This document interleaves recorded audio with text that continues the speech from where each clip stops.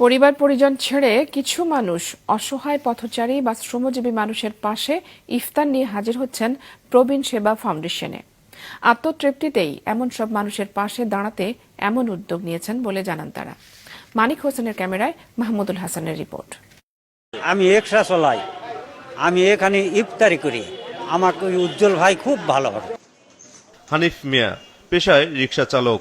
10 বছরেরও বেশি সময় ধরে রাজধানীর কদমতলী এলাকায় রিকশা চালিয়ে জীবিকা নির্বাহ করছেন। রমজানে ইফতারের খরচ তার বাড়তি চিন্তা। এবার অনেকটাই নির্ভর তিনি। কদমতলী এলাকায় প্রবীণ সেবা ফাউন্ডেশন নামে একটি প্রতিষ্ঠান এগিয়ে এসেছে তার মতো অসচ্ছল মানুষের ইফতারের জন্য। আজকাল এমন আমার মাসে 1500 টাকা বেচা কেন, আল্লাহর রহমত খুব ভালো। শুধু হানিফ নয়, তার মতো অনেক মানুষই ইফতারের সময় চলে আসেন ফাউন্ডেশনে। তৃপ্তি করে ইফতার সারেন এখানে আসা গরিব, অসহায় আর স্বল্প আয়ের মানুষেরা। এই জিনিসটা ইফতার করা সবার ভাগ্য হয় না, তাই এটা আল্লাহর কাছে যে সব, যারা রোজাদার তাদের যে সব, যারা ইফতার করে তাদেরই একই সব।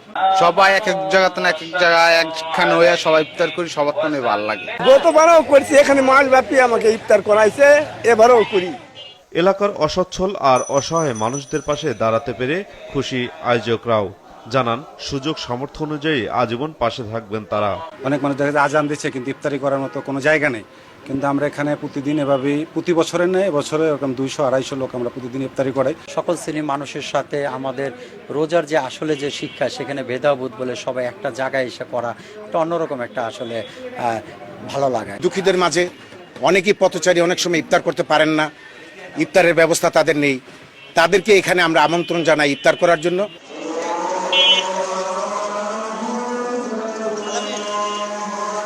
প্রতিদিন 2 থেকে 250 মানুষের ইফতারের ব্যবস্থা করা হচ্ছে এই ফাউন্ডেশন থেকে। মাহমুদুল হাসান, মাছরাঙা সংবাদ, ঢাকা। চট্টগ্রাম, ময়মনসিংহ এবং সিলেট বিভাগের কিছু কিছু এলাকায় আজ ঝোড়ো হাওয়া ও বজ্রবৃষ্টি এবং শিলাবৃষ্টির সম্ভাবনা রয়েছে বলে জানিয়েছে আবহাওয়া অফিস। এদিকে দিনাজপুর, রাজশাহী, পাবনা ও চুয়াডাঙ্গা সহ বিভিন্ন জেলার উপর দিয়ে তীব্র তাপপ্রবাহ বয়ে যাচ্ছে।